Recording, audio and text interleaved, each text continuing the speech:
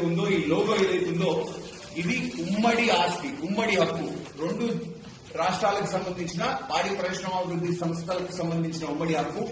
వీటి మీద జిల్లా యూనియన్లకు, స్వయం ప్రతిపత్తి పొందిన జిల్లా యూనియన్లకు ఈ బ్రాండ్ గాని, ఈ పేరు గాని, వాడే అర్హత గాని, హక్కు గాని ఎక్కడ కూడా ఆంధ్రప్రదేశ్ రాష్ట్రం గాని, తెలంగాణ రాష్ట్రం గాని ఇవ్వలేదు. మనం ఆంధ్రప్రదేశ్ రాష్ట్రం కూడా ఇదే ఫ్యాక్టరీ కన్ఫర్మ్ చేస్తూ వాళ్ళు కూడా తెలంగాణ ఫెడరేషన్ కి ఒక క్లారిఫికేషన్ లెటర్ కూడా ఇవ్వడం జరిగింది. ఈ లెటర్ కూడా మీ అందరికి కూడా మేము డిస్ట్రిబ్యూట్ చేస్తాము. దీంట్లో క్లియర్ గా రాసింది ఎక్కడ కూడా నెల్లూరు యూనియన్ గాని, కర్నూలు యూనియన్ గాని, కృష్ణా యూనియన్ గాని, మ్యాక్స్ చట్టం కింద ఉన్నటువంటి ఏ యూనియన్ కూడా విజయ పేరుని గాని, విజయ బ్రాండ్ గాని వాడేదానికి అర్హత గాని, ఆ హక్కులు గాని మేము ఎవరికి కూడా ఇవ్వలేదు అని చెప్పేసి ఏపీ ఫెడరేషన్ కూడా లిఖిత పూర్వకంగా మనకు ఒక ఉత్తర్వులు రిలీజ్ చేసింది. ఈ ఉత్తర్వులు కూడా మీ అందరికి కూడా కాపీ ఇస్తాం.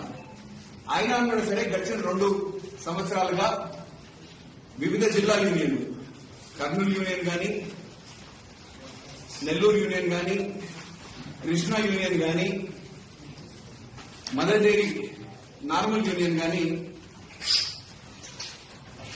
తెలంగాణ రాష్ట్రంలో అనేక ప్రైవేట్ డైరీల ద్వారా వాళ్ళు ఇక్కడ కనీసం తయారు చేసిన మన పాడి రైతాంగానికి సంబంధించిన పాలు కొని క్రయ విక్రయాలు జరిపినా, డైరెక్ట్ గా జరిపినా ఒక అర్థం ఉంది. కానీ అట్లాంటివి కూడా ఏది చేయకుండా పూర్తిగా ప్రైవేట్ డైరీల ఆధ్వర్యంలో వీళ్ళ బ్రాండింగ్ ని ఉపయోగించుకుంటూ, అసలు బ్రాండింగ్ కి సంబంధించిన ఉపయోగించుకునే హక్కులే ఏ విధమైన జిల్లా యూనియన్ కి కూడా లేదు. అయినా కూడా సరే పూర్తిగా చట్ట వ్యతిరేకంగా, అక్రమంగా, అనైతికంగా ఇప్పుడు చూడండి, సేమ్ లాఫింగ్ కౌ మేము ఏ విధమైన హక్కులు ఇవ్వకపోయినా లాఫింగ్ కౌ సింబల్ ని వాడుతా ఉన్నారు, విజయ క్రౌన్ లోగోని వాడుతా ఉన్నారు.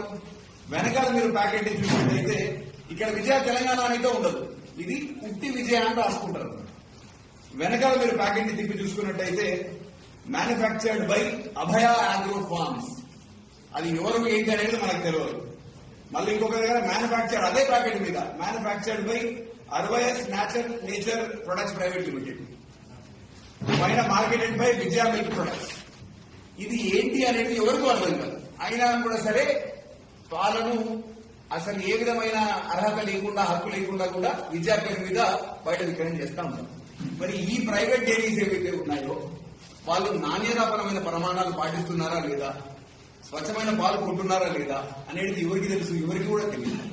మన సంస్థ ప్రభుత్వ ఆధీనంలో నడిచే సంస్థ కాబట్టి మనం రైతుల సంక్షేమం గురించి పనిచేస్తా ఉన్నాం. రైతులకు మంచి